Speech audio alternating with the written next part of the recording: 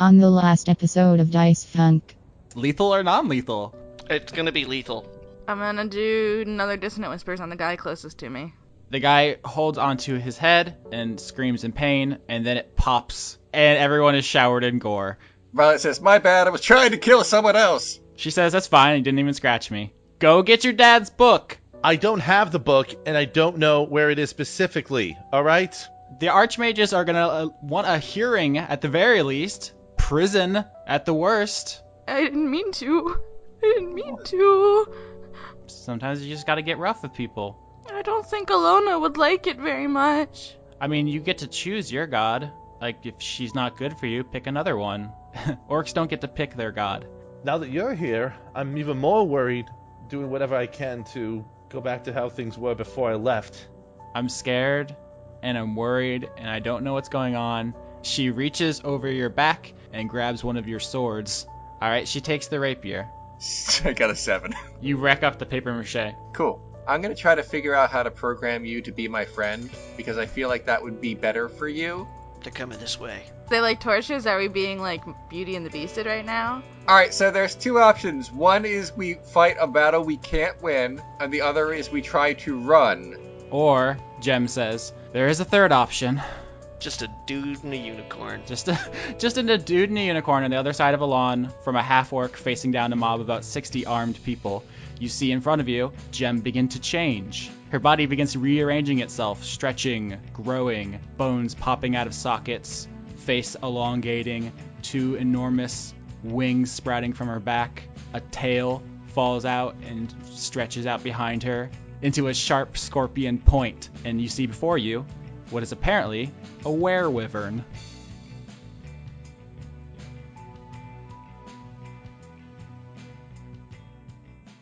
Let's talk more about nilbogs. No, we're not going to. If you listen to both of our podcasts, I think I'll talk on the next Word Funk about the new Dungeons & Dragons book that just came out, Volo's Guide to Monsters. I think I might just do like a mini review of it.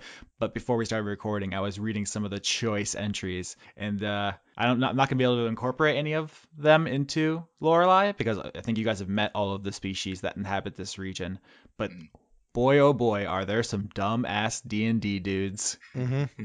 That's not an inappropriate interpretation of some of the design choices that have been made over the years. Might I point out, before we move on, a race I'm glad they have not brought back, which is the Gully Dwarf, which in canon cannot have an intellect higher than 12, and if the player has a good idea, you have to roll an intelligence check to determine whether your character actually could have had that idea. And the only positive trait they have is being able to grovel in order to prevent enemies from attacking them at the beginning of a fight.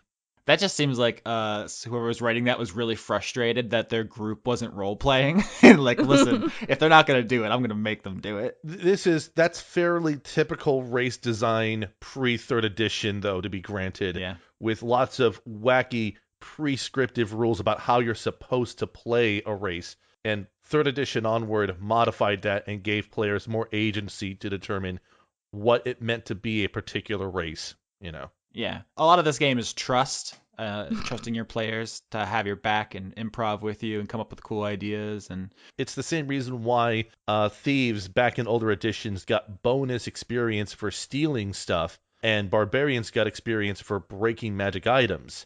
You know, it was... So if you had a barbarian in your party and a magic user, you know, they were not going to get along.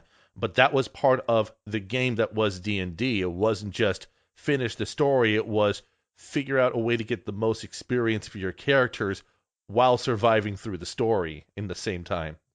Huh. That's very interesting. I'm glad we took a minute to talk about the design of this game because, of course, in the story, nothing dramatic or, important is happening. It's like a really chill downtime. We're having a block party, right? It was like a tea and scones get together, I think. Right. Oh, like high tea. Yeah. Yeah.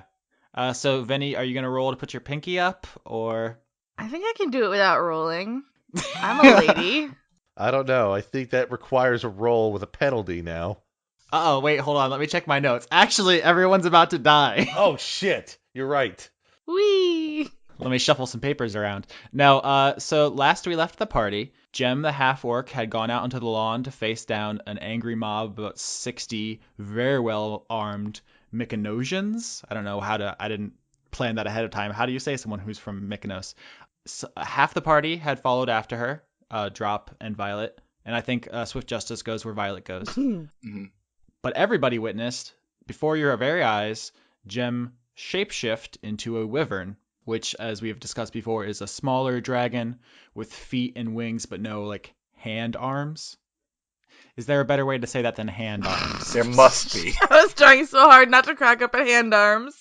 Oh, without traditional digital hand configurations, they have wings, right? But no hands? Front legs. You know what? Never mind. You know what? Let's stop all of this and just play the game instead. Look, we got to get some levity in here because it's about to get bloody. Oh no. So Jem, now in her wyvern form, takes flight and flies directly into the group of armed people coming towards you, and she snaps at them with her jaws. She swings at them with her barbed tail. Doesn't seem to be trying to injure anyone, but just menacing them, and perhaps more importantly, getting close enough so that they can hit her. And as you guys saw when Violet accidentally stabbed Jem and didn't so much as inconvenience her, their weapons just slide right off her. Like they may as well be wielding toothpicks. And just not doing anything. Alias proposed getting a closer look, but he's going to look to his mother and sort of gauging her reaction to all this. She seems very confused, but when you look to her for guidance, she turns to you and says, all of these people are crazy and dangerous, but if anyone's going to help us get your father's book back, I think it's going to be the one who can fly? Okay, then. That looks like the most helpful. I don't trust Lunchbox. That horse seems like an idiot. She did seem to have a plan, I'll give you that. So I guess let's head out to get a better look at what's going on. I think everybody's going to be outside, unless Lavinia wants to stay in. But all the NPCs go outside right now. Everyone's standing on the lawn. No, if we're all going outside, I'm going outside. All right. Everyone is outside of Rosemary Manor now and just watching as Jem menaces the crowd. As you guys watch, she doesn't hurt anyone. She swings her tail, she snaps, she claws at the air around them. But it's basically an intimidation play. Okay, Vinny's gonna try and help Mm-hmm. by screaming, "You guys better leave and not come back, or our dragon will dragon you." And I rolled a 12. That's not bad. I think you're going to give her advantage on her intimidation check. Nice. 10. So that's a decent check. Basically, it's pretty scary to get attacked by a dragon, but it's probably less scary when there's 60 of you. Violet whispers to Vinny, and she says, "Aren't we supposed to kill a wyvern? I forget." Violet, if you kill my girlfriend, I swear to God. Okay, all right. I just Don't kill anything! I feel like that is what we were supposed to do. Sometimes I forget what our objective is, but like wyvern sticks out in my brain meat. I don't think it's her, because if she was a murdery type, do you think she would be not murdering them? I don't think so. I think she'd be murdering them. Yeah, here's the thing. I actually know a little about wyverns because I'm a unicorn, and guess what? They're like rare. They're not like from around these parts. You don't just see like hordes of wyverns like all over the place marching around. So I feel like, I don't know, it's weird that there's a wyvern here and we're supposed to kill one because a wyvern is bad. She's a lycanthrope. Yeah. As you saw. Okay. And then she's kind of like clops over to Drop. We informed Drop about what we were doing, right? We filled in everyone so he knows what's up, right? There was a briefing. Okay, right. Okay, then Violet says to Drop, Drop, are we killing this wyvern? Is it a wyvern? I mean, a minute ago it looked like an orc. Look, sometimes things are two things, okay? You know, like a peanut butter and jelly sandwich. I feel like we're seeing the jelly side. No, I don't know. Okay, well, they exist. Peanut butter and jelly sandwiches exist? Is that what she's saying? Yes, that is what I'm saying. They exist. I'm not sure how they managed to be two things.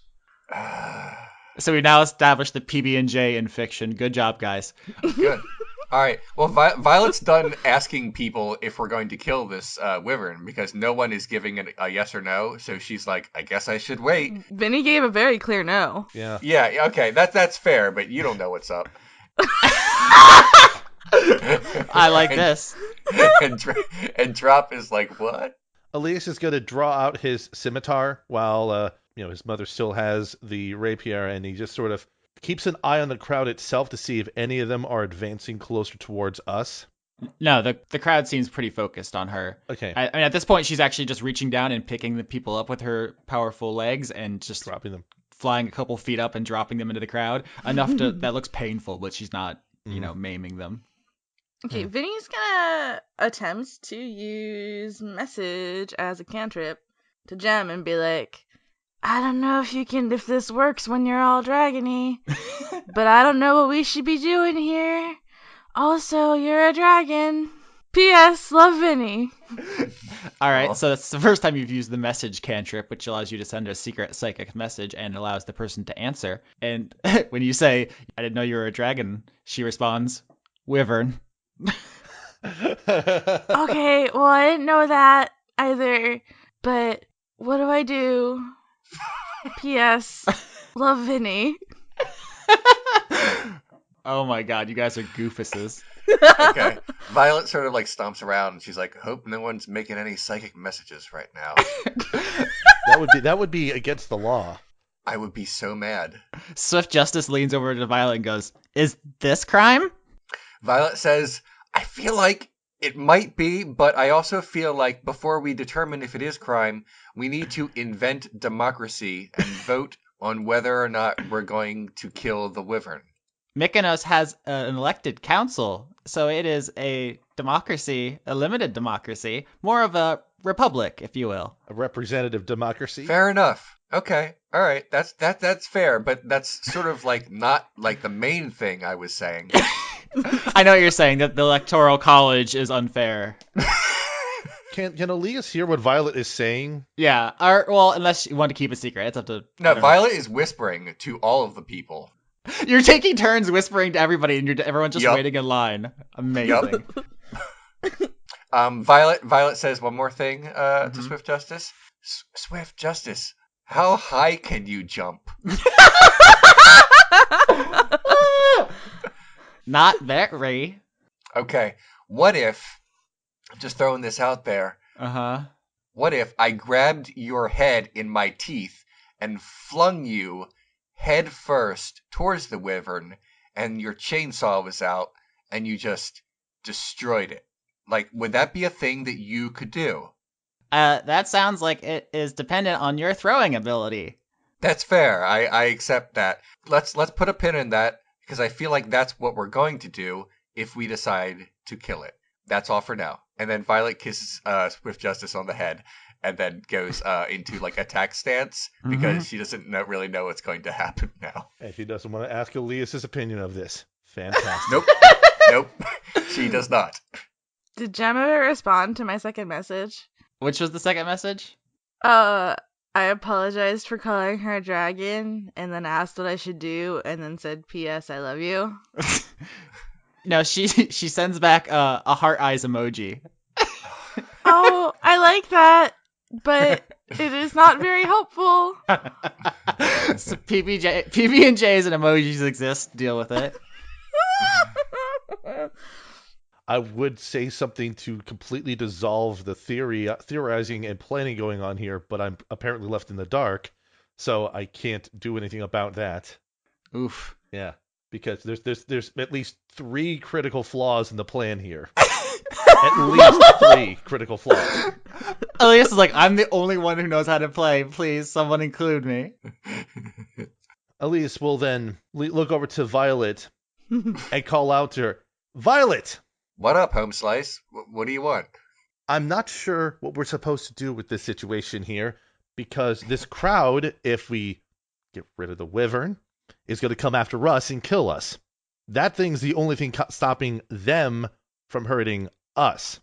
I understand that, but I also feel like this might be our only opportunity to kill a wyvern. Yes, however, Yeah. that is a wyvern. How do we know if it's the wyvern Look, I don't want to racially profile wyverns, but mostly they're bad. Irrespective of that, Mm-hmm. up until now, that wyvern has been, well, more or less helping us. So I'm not sure if killing it in the middle of something where it has this disadvantage is prudent for us right now. Okay, so we kill it later? We first deal with the mob, then we deal with Gem. Okay, fine. Violet has had enough of this, and she says, "Okay, well, I gotta do unicorn stuff now." And then she gets she basically, I mean, she's a unicorn, so that's impressive. So she basically does a big unicorn pose and screams. She just screams really loud at this crowd to just get the fuck back, because I feel like when you're confronted with two mythical beasts at the same time, you're gonna back off a little, and I feel like that I should be able to roll an intimidation here to make that happen. So I'm gonna. If it fails, can she fall on her face? I mean, wyverns aren't mythical; they're just animals. They're close enough. They're rare, is what I'm saying. I mean, it's weird. You're rare, and it's not good. It's a 9, which is not the worst, but it's among the worst. So after 20 minutes of in-game talking and not helping, and then a couple failed attempts to intimidate the crowd, yeah, it becomes clear to Gem that she is not going to get the support she needs to drive these fools back with just an intimidation strategy, and so she starts stabbing dudes with her tail. And now it's starting to get bloody, and now they're starting to run because they cannot hurt her, no matter how much they try. And so she grievously wounds a number of them in order to drive them back off of the Rosemary property for now. I'm okay with this. This is fine. You sound fine. Can I just make a quick perception check in regards to places to escape to? Mm-hmm. That's not good. Real bad. No, 5. The Rosemary Estate is kind of a peninsula, so it's kind of a plot point that you guys would be using it as a dock area, and it's segregated from the city for socioeconomic reasons. So there's a bottleneck getting in here. Yeah. So basically what you're looking at with a 5 is that there's two ways out. Either you walk into a city that actively wants to kill you, or you go for a swim, and you're all kind of finely misted in blood from that massacre, the Rosemary Manor massacre, and Drop now knows that the monster in the ocean is attracted to blood. So neither of those seems super great to him. Mm-hmm. What if we get on Gem's back and then she flies us away? Speaking of that, Gem flies back over to you and morphs back. As she's descending, she morphs, so she lands pretty gracefully and walks over to you guys. Are any of the people who are wounded still on the ground, easily approachable? Yeah. If you want to. They're pulling themselves together. She didn't kill any of them, but she had to get rough. I'm going to sheathe my weapon and approach one of the wounded, mainly just to check their wounds. Yeah, I mean, that's a medicine check. I rolled an 11. All of them were struck with a single blow, much shallower, the stab wounds you saw in the records at the police station, so they don't look to be fatal, but they do look like they're starting to turn purpley, as if their poison was involved. All right. Is there anything I can do to try to infer connections between that poison and the poison description I read? Yeah, it's wyvern poison. Okay. Yeah, so it's pretty similar. Also, she's just standing there. Violet walks over to her and says, I feel like an explanation is needed, so let's have that now. What do you mean? I mean, I know what you mean, but I think we have more pressing matters than me explaining my life to you. Nope. No. I want to know what's going on.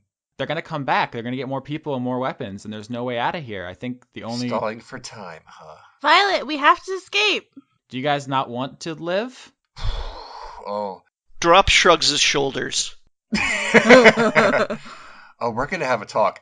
Violet gets right up in her grill and says, "We're gonna have a talk later, Violet. about this." Violet, why are you being a butt? Hey, Violet, stop being a butt. You know why I'm being a butt. I mean, everyone seems super flabbergasted, honestly. I mean, even Isaac and Judy seem to not know what the hell that was. It was real spooky, but we got shit to do. And by shit to do, I mean running away. Are we going back inside? I don't see what going back inside is going to do. I mean, I guess it'll put us all in one place, so when they burn it down, it'll kill us all at once. Well, If they lit the house on fire, we probably wouldn't all die at the same time. We'll be in different rooms. Unless we were all in the same room together and, like, under the same support beam, if it collapsed across us all at the same time. Oh my god, this episode's gonna be half an hour of you guys talking and then dying. Alright, well, fine. Then, what do you guys suggest that we do? Well, by your account, he says, pointing to Jem, you're proposing that we leave, and I don't think the water's an option, so we have to go somewhere in the city to hide, right? I mean, I don't know if we can even get back into the city without getting attacked. Where's your guys' ship? It's not going to be able to pick us up here because there's no way for me to communicate where we are. Don't we have that dealie? Yes, it just signals that we are ready to be picked up. It doesn't signal where we currently are. And so you know where it's gonna go, right? Yes, I do know where it's going to be. So why can't I just fly to it and tell them where you are? They might be a little weirded out by a wyvern just flying over. Well, I'll bring one of you with me. Oh. Are you guys okay? Well, I can explain one thing briefly why this whole thing has put us a little bit on edge, Jem. So you know that murderer, that string of murders that's been happening? She gives you a look as if to say, please no. We're nervous about leaving the city without resolving that first, because if we do that, then, there may be other people who are innocent who are at risk. I mean, there's not many people left who are in the killer's list. I think we should just go. I like this plan. I think you should call the ship, and then I'll fly on her back, and then we'll tell them, and then we'll go away before everything's fire. I think I'm able to read her reaction to what I just said, but I'm going to roll insight just as added insurance. 20. Oh my goodness. I think you nailed it. Yeah, so I'm going to say, before we go through this plan, I'd like to speak with you in private, Jem, if that's okay. I mean, and she gestures back to the city, which is coming alive with the sound of riots. It is only for a minute. Hurry it up, pointy ears. Is that a slur? I'm sorry, I don't know. I don't have Alias shrugs it off because he's dealt with orcs. They're a bit more racist than a little slur like that. But he's going to pull Jem aside and then briefly speak with her in private. Why were you doing those murders? Jesus. I guess Jesus doesn't exist, huh? Groomsh. Yeah, Groomsh is... Groomsh Christ. I'm not here to arrest anyone. I just want to understand why. I am here to arrest someone. I'm not part of this conversation, though. Yeah. Look, I'm not proud of it. I'm not saying I'm the good guy here, but the council killed more people every day than I killed in the last months. And that makes complete sense given who the targets were. Effectively, you're getting back at the council for what they did to fail this city. Yes, they let Glitter Gold monopolize all the ships. They could have ordered them to take people. They could have paid for them to take people. They could have distributed the sandbags and barricades more evenly. The poor parts of the city are flooded. People are dying every night, and nobody's doing anything about it. I agree that what they've done is most likely an atrocity.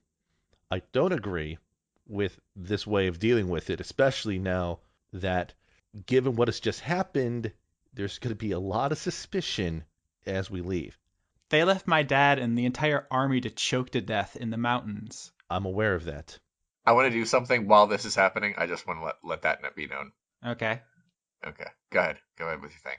I wasn't planning on outing myself in front of you guys until I saw... No other option. It's not even that. It's when those guys busted in and you killed them. You're like me. You take care of business when you need to. You're not bad people. I'm not bad, but sometimes people gotta die. I don't agree with that in full, but I understand your rationale. That being said, I want you to promise me that you will help us get out of here safely, or else I'm going to out you in front of everyone, and I cannot promise that Violet over there won't go crazy once I confirm her suspicions. I mean, I don't want you guys to die here either, so that's a pretty easy promise to make. All right, then. Well, I take it you're going to be carrying Vinny with you over to the ship? Yeah, sure, let's break it off. All right, then. Austin, the thing Yeah. I wanted to do while those guys were talking was eavesdrop. All right, perception check to eavesdrop. Okay. I thought that would be stealth, but okay. I mean, yeah, I could say stealth and perception. That seems harsh, though. But perception is hearing, so. Okay, fair enough. 14. Damn it! The one time you do well. You hear you have to promise, and the protestations. You don't get that. You don't get that snug. That would blow this wide open. But you definitely know something's happening. Well, like as is, Alias sort of takes a vial on his necklace, breaks it, and he says, "It's your turn now." Violet says to drop, something funky's going on here. Something dice funky. Oh my. But anyway, that's all she says, and we can do the thing. So Jem starts morphing. Isaac says to her as she does that, "Wait, was it on the hunting trip?" And Jem says, "Yeah, in Kaldu." And there's like a moment between them where there's an understanding that you guys are not privy to. And then Jem turns to Lavinia and says, "Let's go get you a boat." Okay. So how do? Somebody's gonna have to give me a boost, because I'm small. I'll do it. I'm a unicorn. Do I You roll are. for anything for that, or is it just, It's fine. No, you Roll to give Vinny a boost. you boost Lavinia up onto Jem's wyvern back, and she flies off over the water to circle around to Mykonos harbor to tell the Violet One where you guys are. But in the meantime, now you're alone, and the crowd is going to come back. Is there like a bridge they have to cross to get over here? There's like a good choke point, yeah, to get onto the manor, because I'd imagine they have most of it gated except for the designated entrance. Let's hide behind a tree. What kind of materials are there on the choke point? So I imagine the fences are probably like wrought iron, like pretty tough stuff they wouldn't be able to just knock down or pull out. So they would probably be funneled to like the gate itself, which they could bolt cut maybe, but they would still be pretty narrow. Right, so nothing flammable, for example, or anything like that. I mean, listen, you guys want to start fires? If there was a bridge to set on fire that would keep them from getting over here faster. What about a fire barricade? A firecade. Yes. What I'm going to do is look around to see if there are things that we could possibly use to set up either a barricade or at least a thing to strengthen the choke point. Are there like larger objects like statues or otherwise that we could, I don't know, push onto a Tensor's floating disc?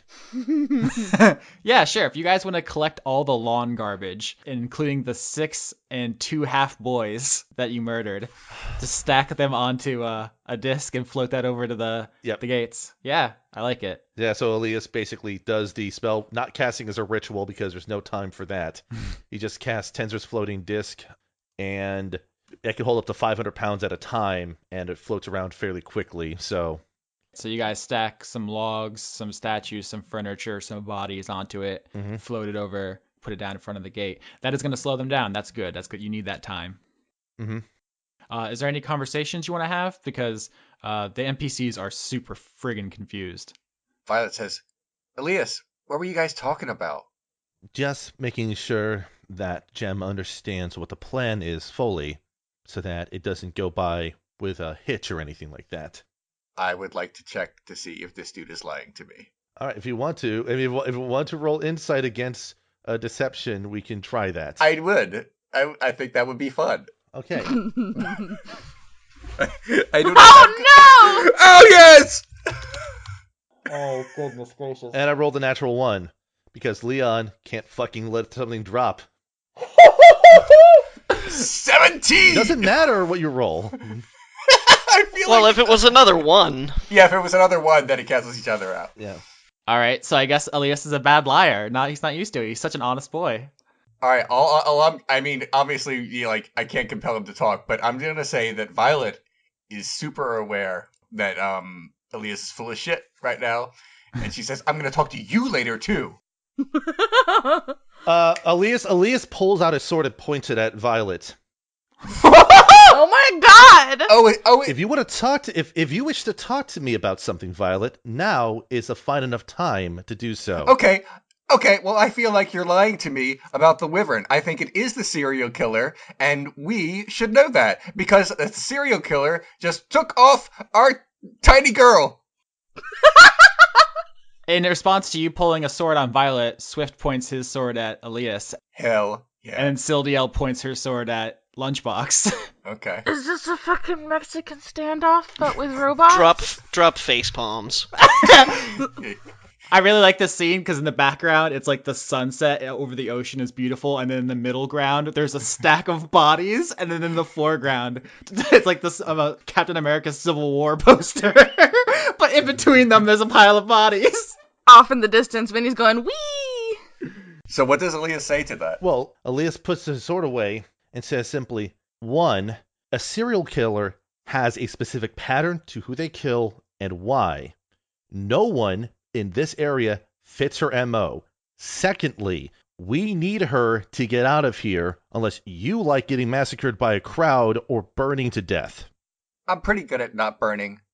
Alicia says, this is a situation where doing what you think is the right thing to do, Violet, would have gotten us killed. And I can guarantee that.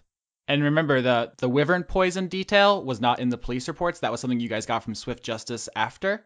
So that's why Isaac and Judy don't know about that component. They know that their friends are being stabbed, but they don't know about the wyvern component. Okay. So that's why they didn't immediately put 2 and 2 together. And Judy says, like, Okay. I can't believe Jem's been a lycanthrope this whole time. And Isaac's like, well, I mean, she did get weird after that hunting trip. Seems like it really did. Violet says, what do you think we should do, Swift Justice? I am programmed to apprehend evildoers, not to do complex logic puzzles. I'm going to take an opportunity to speak to Isaac and say, hey, I know that since I arrived, you and I haven't had much time to get to know each other. I know that your name is Isaac, and this was your home. Yeah, I mean, we're style homies. I dig your style, and you know my style's fresh, so we got that. Yeah, Oh, God. listen, as a guy who's related to the person who obviously is responsible for, a bunch of flying boats, would you have anything on the premises that, say, once a boat arrived, might make the boat fly? No, I mean, I don't keep the gar iron here. They have it at the tower. This is my house. So Yeah, I mean, you could get it out of the portal. I'm not a miner, so I don't really know anything about that. yeah. I just, if there was, like, anything that you had in, like, a boathouse, or... I got ropes, I got sails, I got some varnish, anchors. Was he really into sailing, like as a sport? Just, like, normal sails? I mean, yachting, bro. Yeah. There we go. Yeah. Oh, my. I yacht and I hunt. What's up? All right, so back with Lavinia and Jem, you guys are flying over the ocean, and I assume you're on an intercept course to the Violet One. You can see it. Ziggy's at the helm. He's looking quite dapper in his naval uniform, and they see you coming, and they're very confused. And Tusk pulls out his swords. Kay knocks an arrow, but they don't fire because they see Vinny. As soon as I get close enough, which is 120 feet, I'm gonna send a message to, I guess, my dad. And be like, hey, don't shoot. This is my friend. And she's sometimes a wyvern. You need to go. And I tell them where to go. 'Cause, like, we gotta save our dudes. Also, Dad, you're in trouble. We'll talk about that later. Love you. There's a word limit on the message cantrip, so I assume you had to cast it multiple times, and he kept trying to answer, but it kept saying, like, Lavinia is typing, so he had to, like, hold off and wait. Those little scribbling pencil. So yeah, he gets your message, and then when the ship changes course, Jem, like, looks down at you, like, is that good? You didn't say anything out loud. What's happening? Oh, sorry, I messaged my dad in the brain. You messaged your dad in the brain. Cool. Yeah, so now he knows, and they're going. I don't know if you want to go on deck or if we should keep flying, or I don't know what to do now. I feel like this plan was not complete. Do you trust me? Yeah? All right. I have an idea. Follow me. Well, you don't have a choice. You're on me. Yeah. So, okay. And she turns and starts flying into the city. What's happening? Where are we going? This is not what I expected. I want to get you a gift. Is it a murder gift? Because I don't want to get murdered. What are you talking about?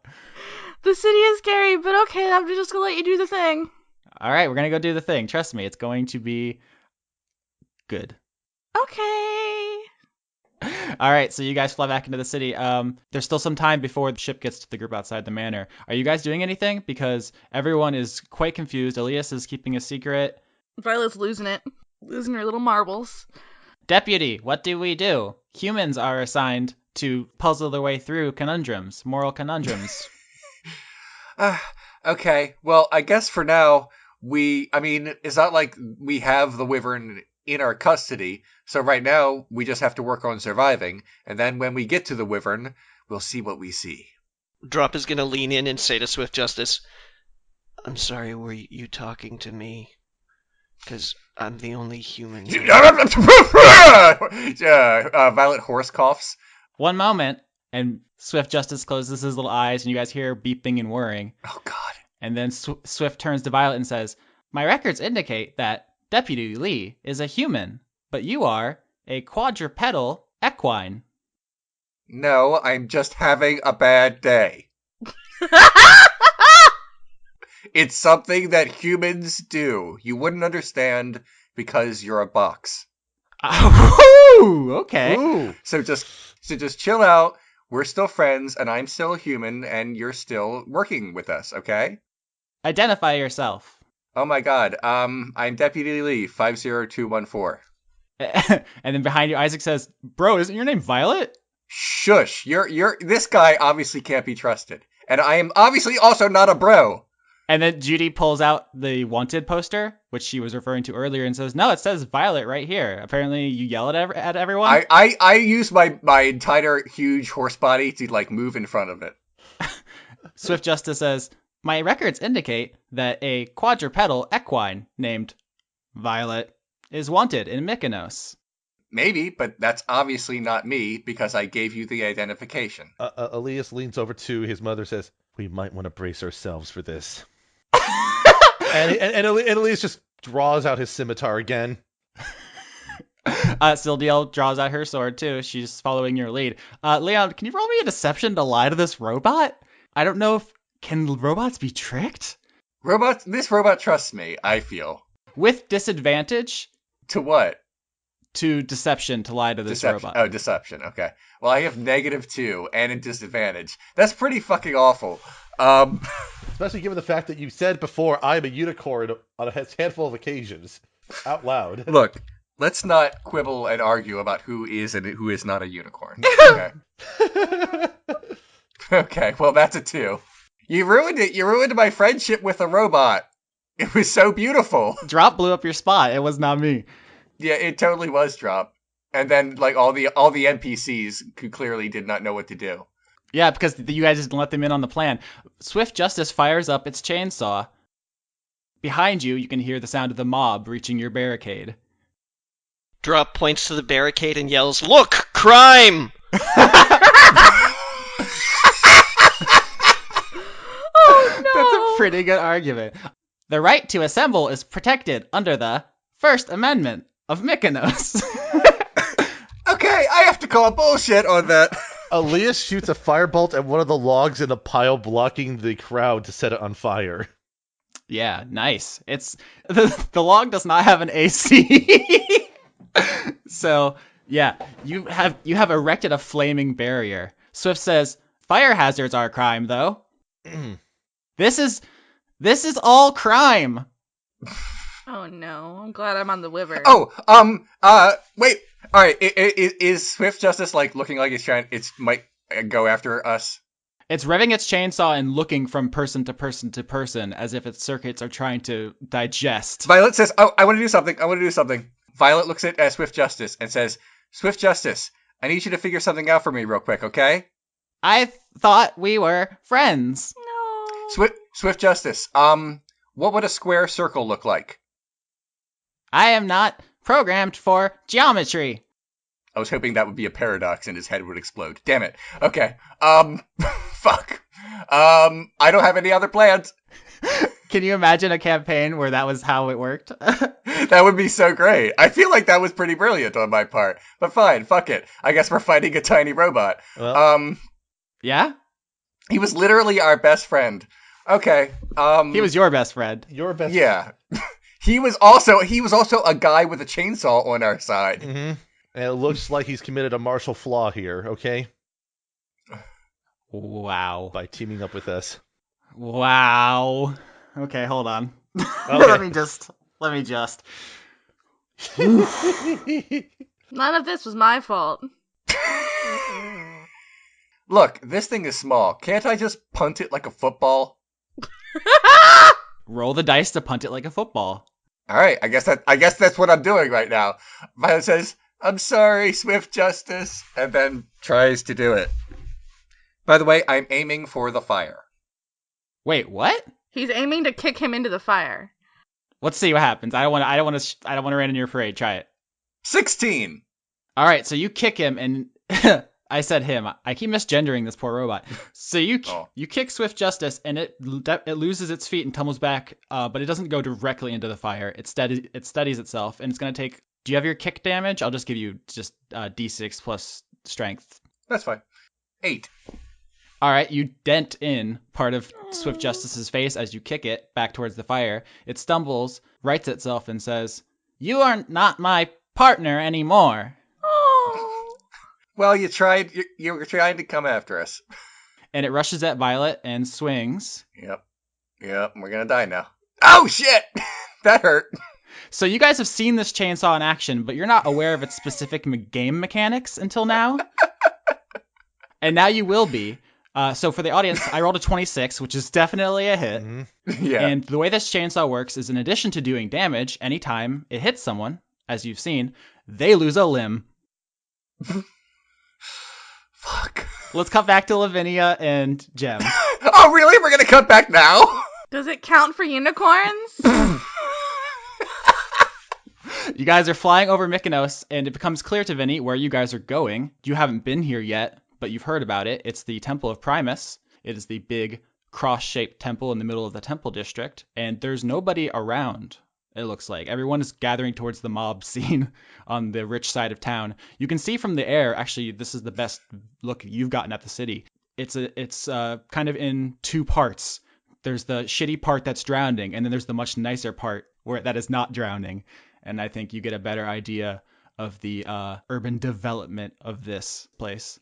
But Jem flies you down onto the roof of the Temple of Primus, and then begins changing back. So, this is a temple. Yeah, you said you wanted that scroll, right? When Drop was telling you about where he got his coat, and I said we should get you a coat. Oh, yeah, bumblebees are, like, Alona used to use them to talk to me, but... So I thought maybe it was a scroll for me. Yeah, I mean, it might never be safe for you to come back here, so if we're gonna get it, we gotta go now. But how? We can't just take it. Can't we? Aren't What could go wrong? there, like, guards and stuff? I'm small and fleshy. Well, let's just peep the scene. Maybe he'll give it to you. Drop said he just gave him the coat. Okay. She holds out her hand for you to take. I take it. Jem leads you to the edge by the hand and then jumps off the edge of the temple. Wings sprout out for a minute to break her fall, and you guys float down to the ground. And she takes you through the orc entrance. It's actually the same one that Drop went in. And you get the same treatment that Drop did, with the voice greeting you. It says, Welcome to the Temple of Primus, Lavinia Bird. Well, that's close enough. you get the sense that Sheriff K filled that in like on a census as a joke because he didn't have a last name. It was just like, I don't know. Hello, weird voice. I think there's something here that might be for me. And you gave my friend a coat, so I thought maybe you'd give me my scroll that I think is for me. You're saying this as you walk down the hallway to the repository, and letters are appearing to answer you, and it says, "We do not see inside your heart. You are not a being of law." I'm a being of the forest, so I guess forest law. Does that count? Forests are a place of chaos. It's true. That's pretty rude. But that scroll, I've heard about it. It's meant for me, I'm pretty sure.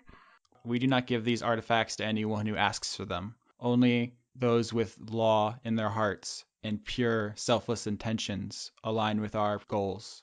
What's selfish about wanting to save the world?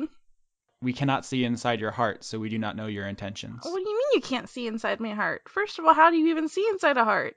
We can only access the hearts of those who are one with the law. Okay, then he's gonna turn to Jem and be like, I don't think this is working. Jem says, "You're not like me. You can choose what your heart is. You're not cursed like I am. If you want to be a Vinny of law, you can be a Vinny of law. No one's stopping you. But I want to be a Vinny of Alona. I mean, you can be both. I mean, your elf friend wears two god symbols. What stops you from having two gods as well? I don't know. I'm trying to understand, and it's just so alien to me that you've been given all this freedom, and you don't seem to want it, and it's all I've ever wanted." Oh, I don't know. Hey, weird voice. How does one become a person of law? I am the Temple of Primus. Hello. First of all. One must only hold the law in their heart, which means in character, Lavinia has to genuinely dedicate herself to law, and out of character, Lauren has to change Lavinia's alignment. But it's not something you can fake. I don't think Vinny would do that. It's a god. It knows. Yeah. So I think this is a good time to talk about Lavinia's character arc. Does this make sense for her? Is this a choice she can even justify making? I don't think so, no. I don't think she could. Because Lavinia doesn't seem like someone who's really interested in enforcing dogmas or strictures or stuff like that. No, exactly, no. She just wants everyone to be nice to each other. That's basically it. Jem turns to you and looks for your answer. I don't think I can do it, Jem. I don't really like the law that much. Not in the traditional sense, anyway. I don't think I could do it. I wouldn't be able to do it. If it can see in my heart, it would know I wouldn't feel it. See, I knew we were on the same page. You know, I've never really been much for the law either. Anyone can just follow the rules, but sometimes you have to do bad stuff. Just like when you exploded that guy's head, or when I killed all those people. What? Jem begins to change into her wyvern form, flaps off the ground a couple of feet, and then kicks a hole in the glass case with the scroll inside. Oh shit! Are we doing this? And she says, "Sometimes you gotta do bad to do good." You're right. Vinny's gonna grab it. All right. And then you guys are gonna run. Oh yeah. Fly me out of here, girlfriend! Athletics checks. Oh god, I'm doomed. Yeah. But she's really athletic, so, you know. Oh, it's only a 0. Oh boy. Nice. I rolled a 14. Not terrible. So Jem gets a 24. Lavinia gets a 14. You guys are very athletic. And as soon as she touches the case, just as Drop saw in his vision, lights start flashing and Modrons start running. No quadrones with chainsaws, but the monodromes that you guys are familiar with, the sphere ones, just appear from every wing of the temple and start pouring into the repository. And Jem flies above them and starts heading for the exit with Lavinia on her back, clutching the scroll with the bumblebee wax seal. It's glowing with like holy light. It feels pretty good, like just its aura. I think this was the right choice. I really like this scroll. It feels cool. Do you try to open it? Not yet. All right. I don't want to like risk dropping it. So let's cut back to Violet. Oh, please. Swift Justice, the Modron, Yep. hacks off Violet's horn. Oh shit. How much damage do I take for that? Besides, it hurts my soul. Here's a crazy thing. You feel it cut through, and your horn like flies off from the momentum. You see it hanging in the air above you. The most blasphemous and terrible thing that could possibly happen to you. Even though behind Swift, you see like a mob scene on the other side of this flaming barrier. Everyone around you is like screaming and freaking out, but you're just staring at the horn because it's everything to who Violet is as a unicorn and her pride. And you're just looking at it, and then you realize it's not moving. It's just like hanging there. And Swift isn't moving, and nobody's moving. And then you hear a voice behind you, as if someone has their mouth pressed to the back of your head. And it's a voice that's everything and nothing, male and female, young and old, high and low. And it says, Violet Skittles Unicorn. What is up, my horse dog? My horn's gone and I lost a friend. You've gotten yourself into quite a pickle. Yeah. This is not looking good for you, lady. No. Who are you? Don't worry about that. That's not important. I feel like it is, but whatever. What matters is what I can do for you. Okay. I would like at least 4 things to happen for me right now. What can you do for me? Don't mistake me for a genie. This is not a situation in which you can word a careful wish and make all your dreams come true. So I can't wish for more wishes? No, I'm afraid that's not how it works. This is a pretty simple transaction. Oh. I give you everything you want, your deepest heart's desire. And in return, I only ask for one specific thing and one general thing. What's the specific thing first? The specific thing is you can't tell anybody about me. That's not that bad. I don't even know who you are, so I mean... Exactly, it's not even important. Right. Don't sweat it. Yeah, and the general thing? I just need you to say 4 words for me. What are the 4 words you want me to say? They are the best words that have ever been spoken, the most beautiful words in every language, and they are this: I'll give you anything. It's pretty simple. It's a pretty simple deal. I mean, you're not going to get that from a god. They don't answer prayers. But when people need help, when they're at their lowest point, and they cry out for their deepest, most wonderful desires, only I ever answer. It's a pretty special thing that I have for you here today. Are you the devil? No, come on. A devil with the horns and the hooves and the fire and the contracts? I'm nothing so gauche. That's not a no. No, I'll tell you no. No, devils are evil. Devils want to trick you and they want to take your soul and they want to take you to hell. It's a whole thing.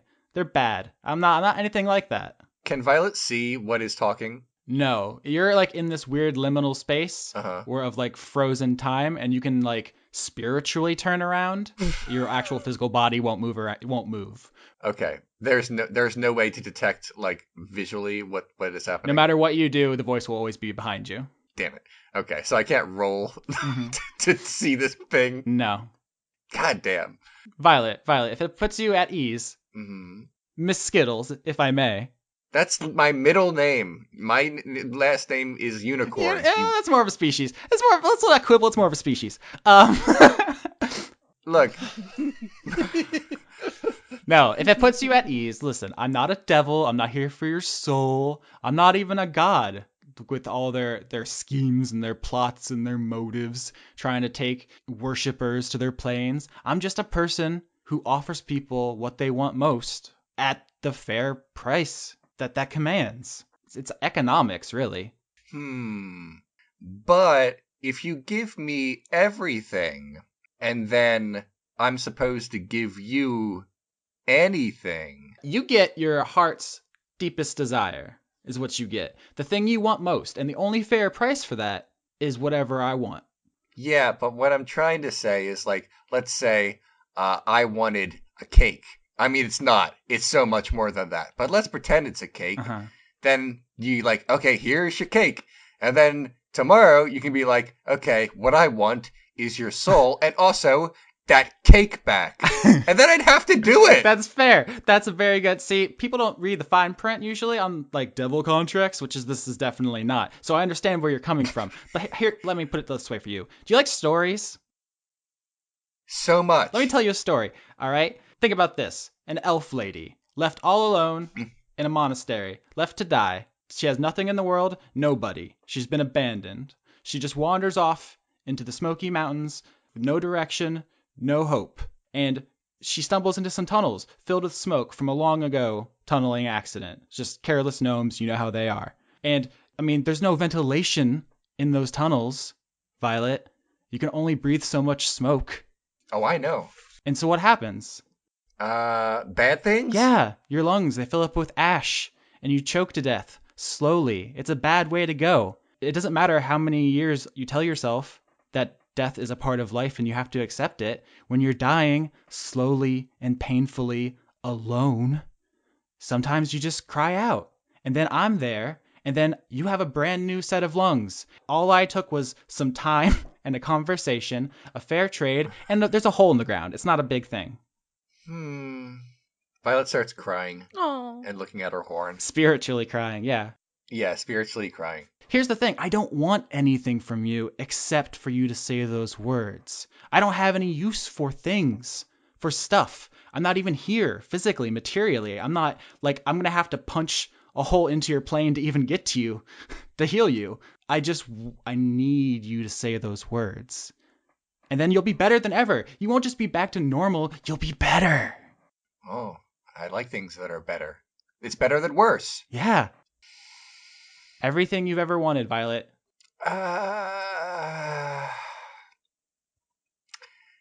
What were the 4 words again? That's no problem. People, it takes a little bit to get used to how beautiful they are. They are, Yeah. I'll give you anything. Oh. What am I supposed to call you, by the way? I'm not a person. I don't need a name. Concepts don't need names. That seems sad, but okay. Names are for people and for gods. All right, I'm gonna call you Billy because I can't keep saying the voice. That's weird. I mean, you're not going to be saying anything to anybody about me, so it's a bit of a moot point. Yeah, that's a good point. Well, I've considered my options. Mhm. And what I've decided is you can suck my butt, and I'm just gonna have to deal with what I'm dealing with right now, because you are obviously evil, and I have a problem with that because I am a unicorn, basically. Well, not anymore. Now you're just going to be a horse. And also, you didn't pass that poison crystal you ate, which is like 100 times a lethal dose, and now that your horn's gone, you're just going to die. Well, sorry, I don't come to people unless they're moments from death. I probably should have been a little bit clearer about that. Well, I still feel like I'm gonna go to horse heaven or something heaven. Yeah? I feel like you've killed a lot of people. Also, let me be very clear. Yo. Not evil. Not something I can lie about. It's up to you. I can't coerce you. Oh my God, do it. I'm gonna stick with suck my butt. Yeah. Fuck you, Billy. Fuck you right in your non-corporeal butthole. I hope you die in a fire. Okay. Well, it's been a pleasure talking to you, Violet Skittles Unicorn. I don't think we'll be seeing each other again. I don't think you'll be seeing anybody again because you're dead. So bye. Suck my butt. Okay. So from everybody else's perspective, Swift Justice got kicked, almost fell into the fire, rebounded, hacked off Violet's horn. Violet looked at it in shock and then just collapsed onto the ground. And then Swift turns his chainsaw and points it at Alias, I think, who was the last person to menace Swift Justice. Menace Swift Justice? There's room for argument. I think you pointed a sword at him. Oh, I didn't point a sword at him. No. He created a fire, and that's illegal. But I don't think he actually pointed a sword at Swift Justice. Mm-hmm. What does Violet look like? Does she look like a unicorn with the horn gone, or does she just look like a horse? No, I mean she's a unicorn with the horn gone. It's been chopped off at the skin. Right. So it'd be really difficult to be like, oh my God, somebody killed this horse and not unicorn. I mean, if you got a close look, you'd be able to tell. Okay. All right. Because that's I don't know. That sounds like a gambit that a not very smart Modron might buy into. No, I mean, Swift is like, 1 criminal apprehended. 6 to go. I still think there's a lot of crime going on over there. Persuasion?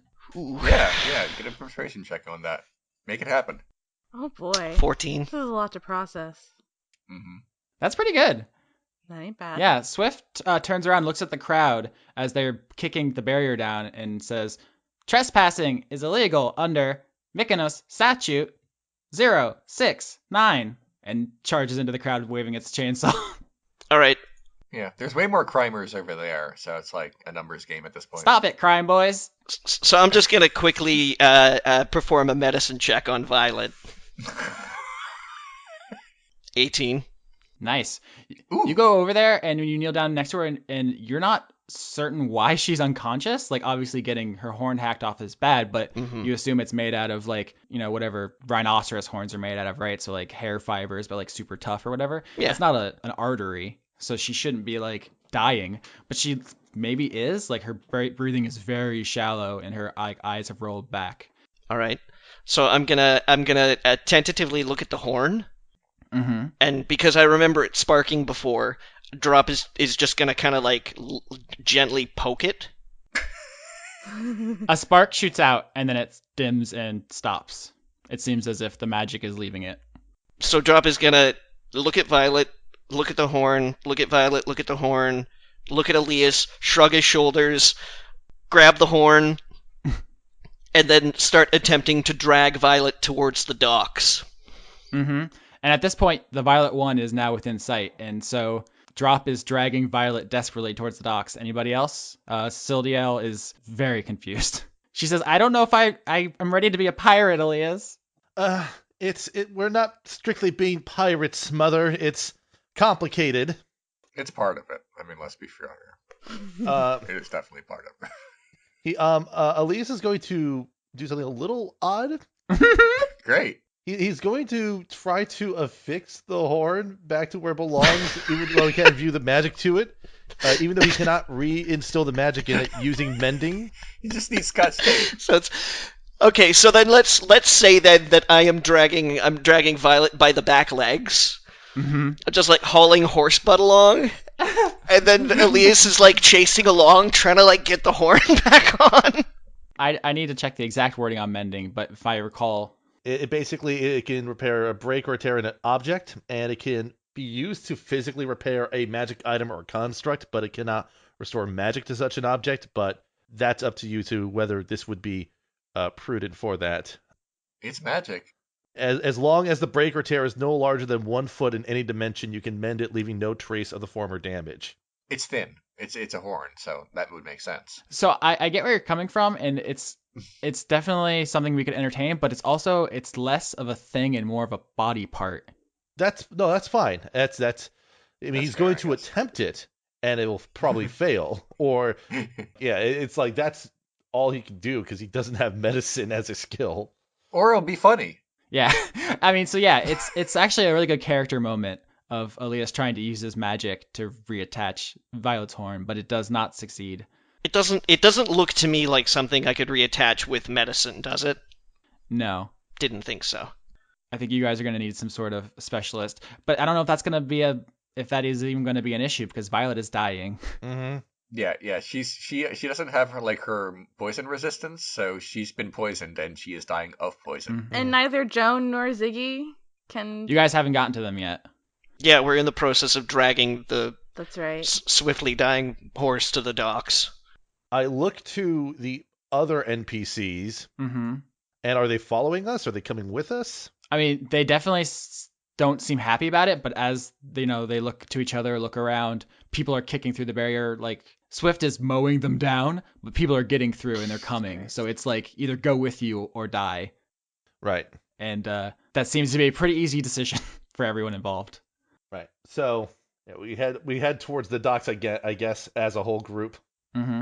Now with additional, 3 NPCs now. 4th if we include Gem. So you guys are dragging Violet to the ship, but because she's so heavy, it looks like some of the riders are going to catch up to you. What do you do? Oh, I'm not letting go. I'm going to try to fend some of them off as they get close. Mm-hmm. And in what way? If they're coming from a distance, Elias will try to shoot like at their feet with a firebolt. If they're close, he will, use his scimitar to try to, clash swords and get him to fall back. Yeah, I like that. So there's people coming. I think Isaac and Judy join in to help drag Violet. Everyone's doing their best. And then Elias falls back and starts shooting firebolts to dissuade people from coming. Sildiel looks back, looks forward, looks back, and then joins her son and stands next to him. And then after what seems to be an agonizing moment of contemplation, she extends a hand and you see one of her rings glow and she shoots a firebolt. Oh, hey.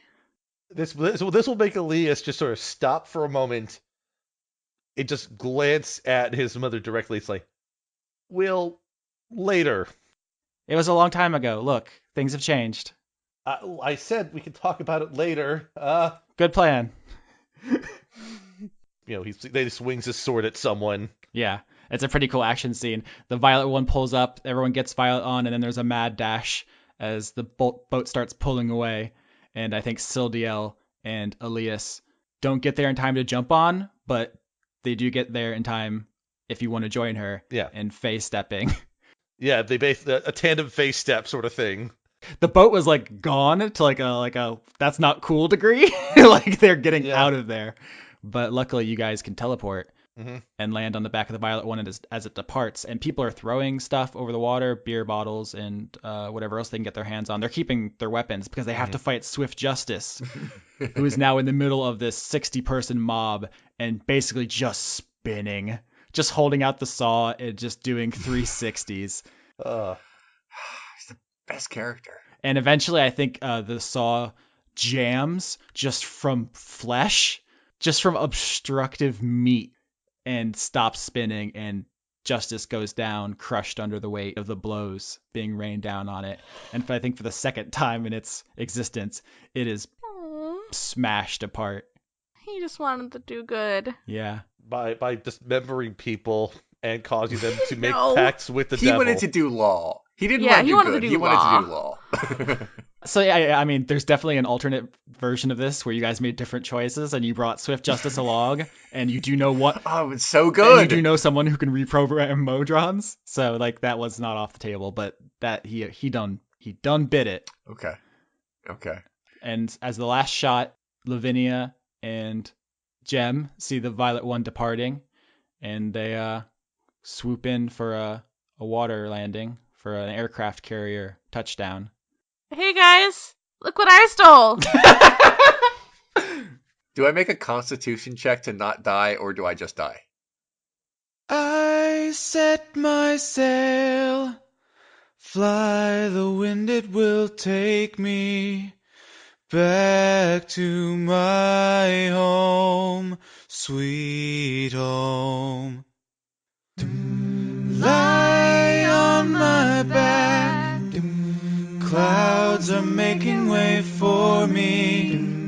I'm coming home, sweet home. I see your star, you left it burning for me. Mother, I'm here.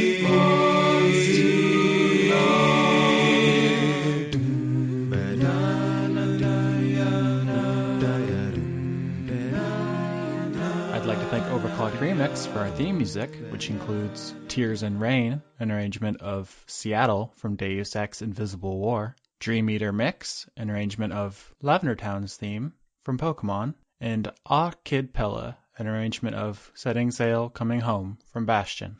Executive producers for Dice Funk for the month of November 2016 are Joseph Timbrello, Extellaris, Jade, Kirsten Haslinger, The Cult of Gorfanax, Allison Ansell, Tarka, Luke Powers, Michael Goodell, Wayne Witzke, Brent, Irving Royale, David Page, Miran Bhatti, Melanie Joe, Lana Seawolf, Toby Gleason Stack, Ruby Offer, Matthew Weber, Emmanuel Garcia, Sarah Hanley, Zenith Will Rule, Melissa Booker, Cameron Abbas, Ariel Badger Release, Dylan, Gary Sayon, Exley, Anna Stuhlfarer, Dashon the Rage Monster, Giorgio Renna, Harrison Andrew, Christopher Charlo, Jorit, Viger Arnston, Cody Jackson, King Waza, August Rue, Athos, Ingmar Gremmen, and Paul Mullen.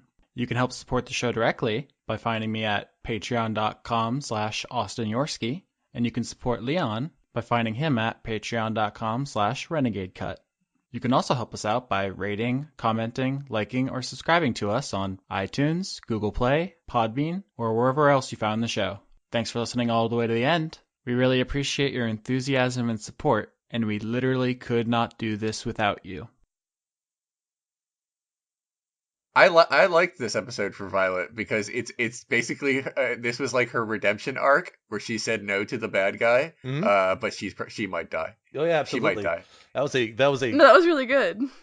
By the way, I would love some fan art of Violet like looking defiant and a big rainbow banner behind her, and it says "Suck my butt." For anyone who would like to do that. Suck my butt, Billy. Suck my butt, Billy.